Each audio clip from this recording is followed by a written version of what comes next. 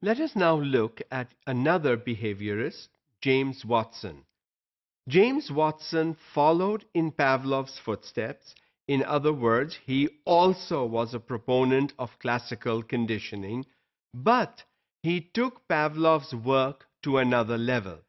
Pavlov's work with dogs showed that all the change in behavior or the learning was mental.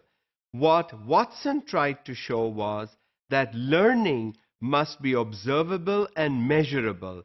Learning cannot be limited to the mind because you can't see it. So if learning has happened, if some behavior has changed, you should be able to observe it, see it, or you should be able to measure it and say, this is the quantity of change that has happened. Still classical conditioning, but one step ahead of Pavlov, that is, learning is observable and measurable, something that we teachers need to stay focused on. Watson then gave the nature versus nurture theory to classical conditioning. He believed the key to learning was in conditioning a child from an early age based on Pavlov's methods. Early age, children learn better, infants learn still better than adults do. So the earlier you start training and trying to teach appropriate things to children, the better it will be. The early years are the best years to teach. So nature versus nurture. Nature is what you're born with, is what you have. That is what you've inherited from your parents. That, to a large extent, cannot change.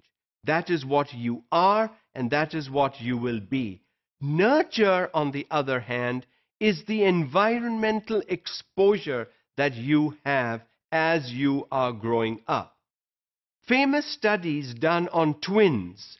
When twins were born, they were separated. Twins means they more or less have the same genetic makeup. But when you separate them at birth and you put them under two different environments for growth, in years over time it was shown that the twins developed differently. The one that had the better environment was far better than the one that had the not so good environment while growing up. So nature, yes, gives you something, but nurture also contributes heavily to what you can do or cannot do. This has great implications for the classroom because the kind of environment we provide in the classroom, and in our cases, particularly in our government schools, the school environment and the home environment are very different. We cannot expect students to have the same learning environment, the same rich environment at home.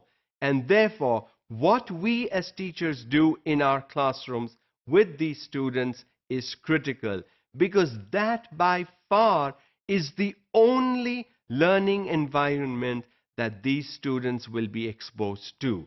Most parents are not educated, most parents are not able to help their children at home, and most parents, mothers and fathers, expect young children to work at home or in the fields, and so time for learning at home becomes very limited. So what kind of an environment do we provide our students in the classroom will be critical, because that is the nurturing that they will get. That is the benefit they will get in the long run. So as teachers, we need to make sure that we are not critical of the environment, that we nurture students appropriately. We make it up for the non-nurturing environment available at home for most of our students. Nurturing must happen within the four walls of the classroom.